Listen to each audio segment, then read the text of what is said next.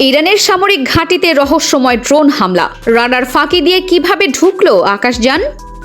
18 জুলাই 2026 ভোর আনুমানিক 6টা ইরানের বুশেহর সামরিক ঘাঁটির পাশেই হঠাৎই কয়েকটি ছোট ড্রোন খুব নিচু উচ্চতায় উড়ে এসে একটি গুরুত্বপূর্ণ রেল লাইনে আঘাত হানে।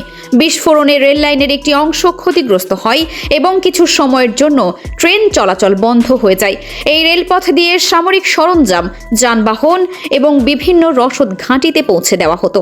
ফলে ঘটনাটি শুধু একটি ছোট হামলা নয়, বরং সামরিক সরবরাহ ব্যবস্থায় সরাসরি চাপ তৈরির প্রচেষ্টা হিসেবে দেখা হচ্ছে। সবচেয়ে বড় প্রশ্ন ছিল, ড্রোনগুলো সেখানে পৌঁছালো কিভাবে? সাধারণত সামরিক ঘাঁটির চারপাশে শক্তিশালী আকাশ প্রতিরক্ষা ব্যবস্থা থাকলেও রেল লাইনের মতো বাইরের অবকাঠামোতে সবসময় ভারী এয়ার ডিফেন্স মোতায়েন থাকে না। হামলার পর বুশেহরের রাডার কন্ট্রোল রুমে কর্মকর্তারা রাডারের তথ্য খতিয়ে দেখতে শুরু করেন, কিন্তু আশ্চর্যজনকভাবে হামলার আগে কোনো স্পষ্ট রাডার সিগন্যাল পাওয়া যায়নি। সকাল প্রায় 9:15 পরিস্থিতি নতুন মোড় নেয়। কন্ট্রোল রুমের স্ক্রিনে কয়েক সেকেন্ডের জন্য ছোট ছোট বিন্দুর মতো কিছু সংকেত দেখা যায়, আবার মিলিয়েও যায়। কিছুক্ষণ পর একই ধরনের সংকেত আবারও ধরা পড়ে।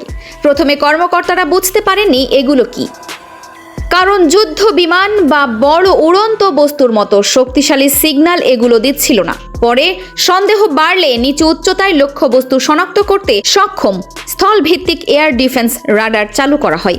এরপরই স্পষ্টভাবে দেখা যায় 3 থেকে 4টি ছোট ড্রোন দ্রুত গতিতে সামরিক ঘাঁটির দিকে এগিয়ে আসছে। রাডারের তথ্য বিশ্লেষণ করে দায়িত্বে থাকা এক কর্মকর্তা ধারণা দেন, এগুলো সম্ভবত ইউক্রেনে ব্যবহৃত লিউটি ধরনের ড্রোনের সঙ্গে মিল রয়েছে। যদিও এই দাবির স্বাধীনভাবে কোনো আনুষ্ঠানিক নিশ্চিত তথ্য প্রকাশ করা হয়নি। পরিস্থিতি বুঝে সঙ্গে সঙ্গে এয়ার ডিফেন্স ইউনিট এবং আশপাশের মেশিন গান পোস্টগুলোকে সতর্ক করা হয়। নিচু উচ্চতায় উড়ে আসা ছোট ড্রোন প্রতিহত করতে দ্রুত গুলি চালানো হয়। কয়েকটি ড্রোন ভূপাতিত হলেও অন্তত একটি ড্রোন রানওয়ের একটি অংশে আঘাত হানতে সক্ষম হয়। এরপর ইরানের সামরিক কর্তৃপক্ষ একটি MI-28 যুদ্ধ হেলিকপ্টারকে আকাশে পাঠায়। হেলিকপ্টারটির দায়িত্ব ছিল এলাকা জুড়ে টহল দেওয়া এবং আকাশে কোনো সন্দেহজনক ড্রোন শনাক্ত হলে তা ধ্বংস করা। একই সময়ে ইরানের পক্ষ থেকে কয়েকটি শাহেদ ড্রোন ও নজরদারি ও প্রতিরক্ষা অভিযানে মোতায়েন করা হয় বলে বিভিন্ন প্রতিবেদনে উল্লেখ করা হয়েছে। ঘটনার কিছুক্ষণ পর আন্তর্জাতিক বিভিন্ন সংবাদ মাধ্যমে সীমান্ত জুড়ে নিরাপত্তা উত্তেজনা বৃদ্ধির খবর প্রকাশিত হয়। তবে এই হামলার দায় কোনো পক্ষ আনুষ্ঠানিকভাবে স্বীকার করেনি এবং ক্ষয়ক্ষতির পূর্ণাঙ্গ বিবরণও স্বাধীনভাবে নিশ্চিত করা যায়নি। পরবর্তীতে ইরান সরকার জানায়, ভবিষ্যতে অনুমতি ছাড়া কোনো ড্রোন বা উড়ন্ত বস্তু দেশটির আকাশ সীমায় প্রবেশ করলে কঠোর ব্যবস্থা নেওয়া হবে।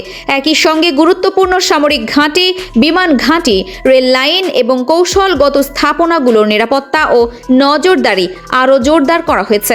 ড্রোন প্রযুক্তির দ্রুত অগ্রগতির কারণে আধুনিক যুদ্ধের ধরনও বদলে যাচ্ছে। ছোট আকারের নিচু উচ্চতায় উঠতে সক্ষম ড্রোন এখন বিশ্বের অনেক দেশের নিরাপত্তা ব্যবস্থার জন্য বড় চ্যালেঞ্জ হয়ে দাঁড়িয়েছে। আপডেট আন্তর্জাতিক সংবাদ সবার আগে জানতে সাবস্ক্রাইব করুন DUB news. Farhana Nizam, DUB news.